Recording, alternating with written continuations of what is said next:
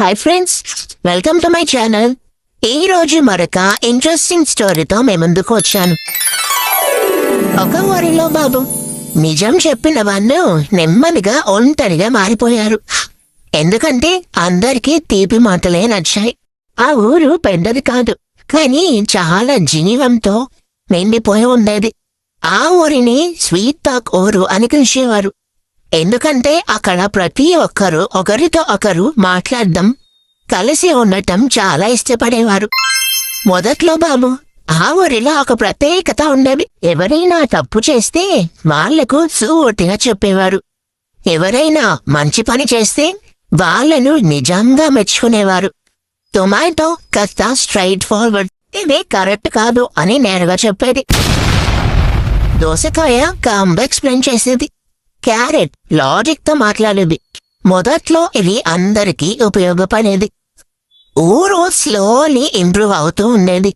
కానీ ఒకరోజు ఒక కొత్త మార్పు వచ్చింది. కొత్తగా ఒక ద్రాక్ష ఊరికి వచ్చింది. అది చాలా డిఫరెంట్. అది ఎప్పుడు స్వీట్ గా మాట్లాడేది. ఎవరిని క్రిటిసైజ్ చేయదు. అరే సూపర్ రా, నువ్వు పర్ఫెక్ట్, ఏం ప్రాబ్లం లేదు. మొదట్లో అందరికీ చాలా బాగానే అనిపించింది. ఎందుకంటే ఎవరూ హర్ట్ అవ్వటం లేదు, అందరూ హ్యాపీగా ఫీల్ అవుతున్నారు. మెల్లగా ఫ్రూట్స్, వెజిటేబుల్స్ అందరూ ద్రాక్ష దగ్గరికి వెళ్ళటం స్టార్ట్ చేశారు. టొమాటో, దోసకాయ, క్యారెట్ వాళ్ళు చెప్పే నిజం కొంచెం హార్డ్గా అనిపించింది. అందుకే వాళ్ళను అవాయిడ్ చేయటం స్టార్ట్ చేశారు. ఒకరోజు టొమాటో ఒక యాపిల్ దగ్గరికి వెళ్ళి అంది, నువ్వు చేసిన పనిలో కొంచెం మిస్టేక్ ఉంది. యాపిల్ ఫేస్ వెంటనే మారిపోయింది. ఎందుకో నెగటివ్గా మాట్లాడతావు? అదే సమయంలో ద్రాక్ష వచ్చి, లేదు లేదురా, నువ్వు పర్ఫెక్ట్. యాపిల్ వెంటనే హ్యాపీ అయింది. చూసారా డిఫరెన్స్ ఏంటో? అక్కడే చేంజ్ స్టార్ట్ అయింది. కొద్ది రోజులకి నిజం చెప్పేవాళ్ళు సైడ్కి వెళ్ళిపోయారు. స్వీట్ టాక్ చేసేవాళ్ళు సెంటర్లోకి వచ్చారు. ద్రాక్ష పాపులారిటీ పెరిగింది. స్వీట్ గా మాట్లాడితే అందరూ మీదే ఉంటారు, అది కాన్ఫిడెంట్ అయింది.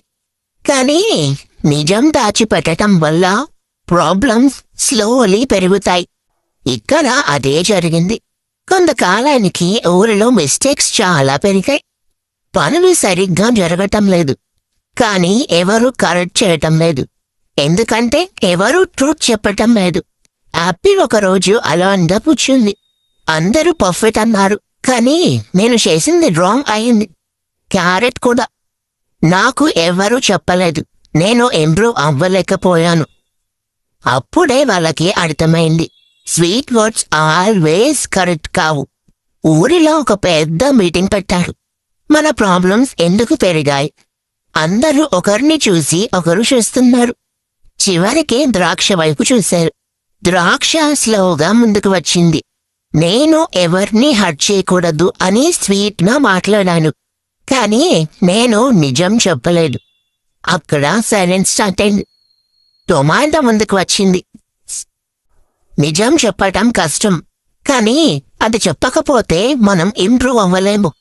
దోసకాయ అంది, సాఫ్ట్గా చెప్పొచ్చు, కానీ ట్రూత్ కూడా ఉండాలి. ఇంకా క్యారెట్, స్వీట్ ప్లస్ ట్రూత్ కలిసి ఉంటేనే గ్రోత్. ఆ మాటలు ఒక్కసారిగా అందరికి గట్టిగా తాకాయి. అందరూ రియలైజ్ అయ్యారు. వాళ్ళు కంఫర్ట్ కోసం ట్రూత్ ని వదిలేశారు. ద్రాక్ష కళ్ళల్లో నీళ్లు వచ్చాయి. నేను అందర్నీ హ్యాపీ చేయాలి అనుకున్నా, కానీ హెల్ప్ చేయలేకపోయాను. టొమాటో దగ్గరికి వెళ్ళి, నన్ను కూడా నేర్పించు, ఎలా ట్రూత్ ని కరెక్ట్ గా చెప్పాలో. ఇంకా టొమాటో నవ్వింది. ట్రూత్ ని హార్ష్గా కాదు, కేర్తో చెప్పాలి.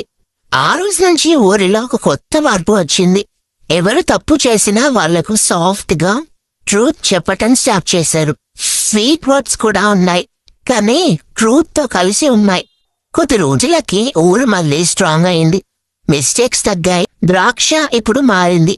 స్వీట్ గా మాట్లాడుతుంది, కానీ నిజం కూడా చెప్తుంది. టొమాటో సైడ్ లో నిలబడి సైలెంట్ గా నవ్వుకుంది.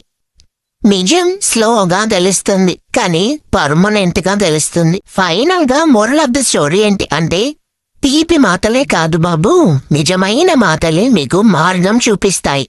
స్వీట్ ప్లస్ ట్రూత్ కలిస్తేనే జీవితం స్ట్రాంగ్గా ఉంటుంది. మీకు ఇంకా ఇలాంటి స్టోరీస్ కావాలి అంటే నా ఛానల్ని సబ్స్క్రైబ్ చేసి అలాగే బెల్ ఐకాన్ కూడా క్లిక్ చేయండి. లైక్ చేయండి, షేర్ చేయండి. Thanks for watching.